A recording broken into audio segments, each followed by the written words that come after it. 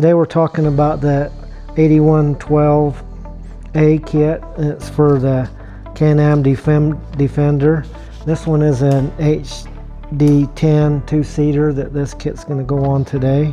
I'm just going to first of all talk about the components that are in the kit. Take your stuff out of your box and lay it out like this when you go to do your install, so you're not looking around wondering where something's at, and it's right there ready for you. This is the shroud that goes around this switch, the new shroud that comes with it, the mounting bracket and the bolts, the screw clamp that will screw the switch to the column.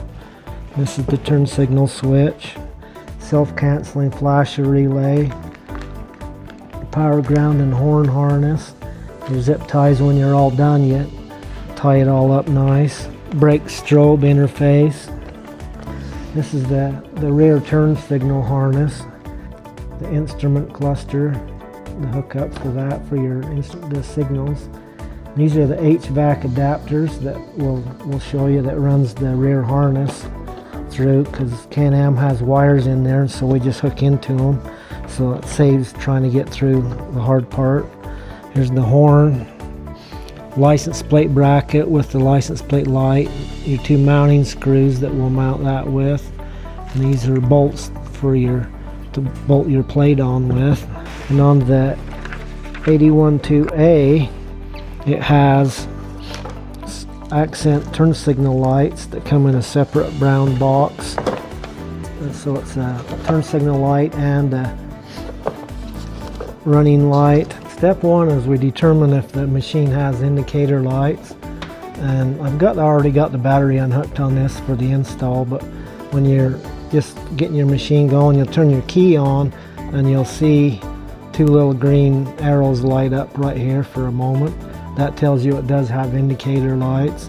And then depress your brake pedal, look back, make sure you have brake lights, so that if there's an issue, then you know that the brake lights are functioning and there's not an issue when we put it all together. Okay, this is your stock shroud that's on your machine.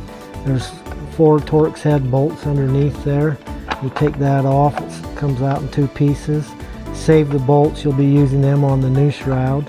And then once that's opened up, you use the screw clamp, mount your turn signal switch onto the column right here.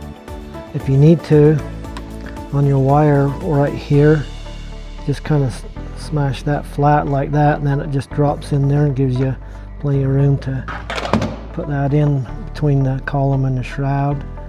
This is your bracket that's in the kit. You have 4 bolts for it, so you have 2 bolts that go into your column right here, and the other 2 bolts are for the top part of your bracket that bolts on here. That gives you room for your turn signal switch all on the side. And so then you need to start opening up the dash area. This part just snaps out. Okay, to get this off, removed from your dash, what you'll need to do is pull this red lock up. Okay, so your dash indicator harness will wrap down next to the main turn signal harness. It'll be tied to it, and it goes down in where all your white connectors are down there, and it will hook into the one here that will plug into that one. That's your dash indicator harness. On your rear turn signal harness, you'll remove both 2 tail lights. There's 2 bolts here. You just take them out, and then you can pull your tail light out, and then you're running your harness up to it. This is your harness that's already ran on this. Okay, so your harness will be here to start with. We'll raise this bed up and then show you where it routes. And you can see that it's routed, it's all tight here, and I put red marking tape on it so it kind of shows up a little better, and then it comes towards the front. Okay, so this harness comes up here, and the harness is long enough for a 4-seat also, so there was some extra harness that's bundled up here, and then it comes down, follows, then goes down to the center console, It's all following this wire loom. That's the OEM wire. Twist lock here, and then that opens up your battery compartment. And while you're right here, it's a good idea to go on ahead and unhook your negative battery post so that you don't blow a fuse while you're doing your hookup. There's 3 push pins here that open this up. Pretty simple. Then your rear harness is coming from the back right here. And then right here is where you start with your HVAC adapters. These wires are all Polaris wire, Can-Am wires, excuse me, that they've provided for you to use. So just pick 3 of them. And then this is where your HVAC adapters that we talked about, this plugs in here and then goes to, so we chose a blue with white and a blue with yellow for these are the 2 brake and signal lights, and the brake interface we chose blue and brown. So when you get up under the dash, you have to make a note, make sure you use the same 3 wires that you chose down here.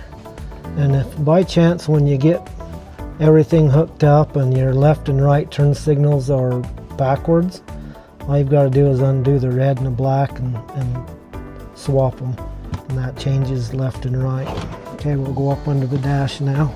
Okay, right here's where you'll find the other end of them same wires that was down below there, and then you'll need to go through and find the same 3 that you chose down there, and then hook the other end of your HVAC adapter to them.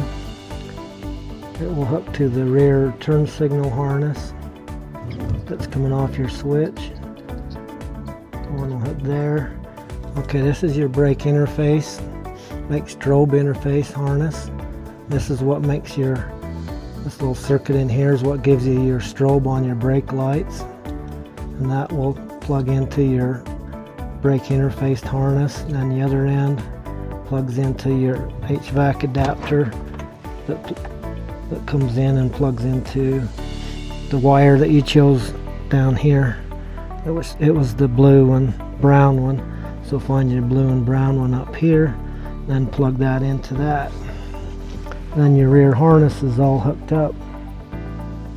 That's what releases it, so it comes off of the gauge cluster itself.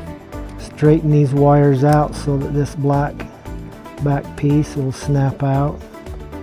That's what holds it in, so you just pull this out a little bit and it releases that. And then up here is your next step, and you'll put your screwdriver in here, and here are the latches, and then you can kind of pry up on it here and pop that out. So when you pry that out, that's what lets your white piece come out. So you start here, 1, 2, 3, 4, 5, 6, 7. You can see we already have the red wire in there. If you notice, if you look really close, there's a 10 here. So that's 10, and then 11, 12, and you count over. And 17 is right below it. That's the green wire that's added in right there. So that's 7 and 17. You've got a release right here. You pull that tab down, and 7 and 17 are these white pins that will come out. And this is why you make sure you want to unhook your battery, because these are touching each other, and if you don't have your battery unhooked, you've blown the fuse by now. Once you get that lined up so it's between all the pins, you just push it back in. That snaps back in place. The back one snaps back in, and you're ready. When you're done, you're ready to put it back onto your instrument cluster, and you're set. So now you've got your dash indicators hooked back up. You can snap that into place. Get your front turn signal harness, your horn, and everything ran up here. There's this little cover here. It's got a plastic push pin right there. That allows you to take this off and get that out of the way. So once you get that removed, there's a grommet right here that you'll run your harnesses through from up under the dash. And then after you've put this back in, your horn will mount up in here somewhere. And it's got this piece here that is a good place for it, or you can mount it over here on this bolt, whatever your choice is. You just anywhere in here, you've got lots of different places you can mount it, and run your harness over and plug it in, and you're set. Okay, to run your wire for your right light, you'll come through your grommet. Your left one's already ran to that side, then come up and across just behind the radiator above the shroud, then back down in, and that gives you access to plug it into your light. To get them stock ones out, you'll need to remove this. That's your headlight adjustment bolt. So make a note of where your headlights are at, shine them on a wall or something, so that when you put it back in, your headlights are adjusted correctly. And then there's a bolt above that right here. Okay, there's a locking tab here and here.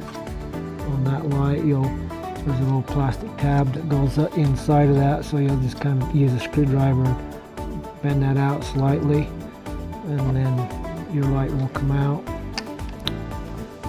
And then your stock harness is not used anymore, because you'll plug your new light into that front turn signal harness. He talks about the right and the left, but that's when you're sitting here at the driver's seat. The right side is the passenger, the left side is the driver's side. That way you know when you're running harnesses or whatever you're doing, that's the way it always talks about.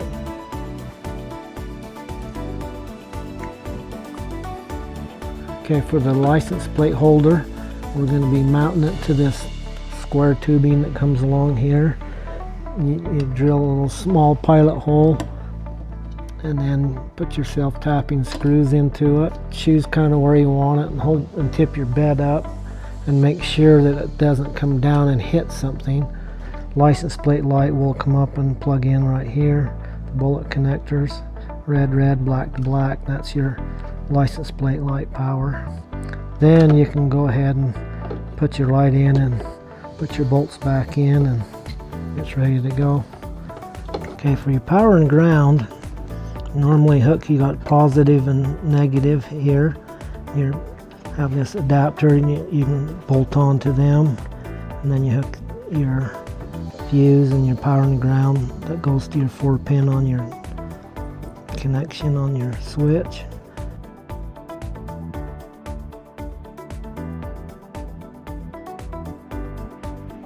Okay, we've hooked the battery back up. We've got this all put back in.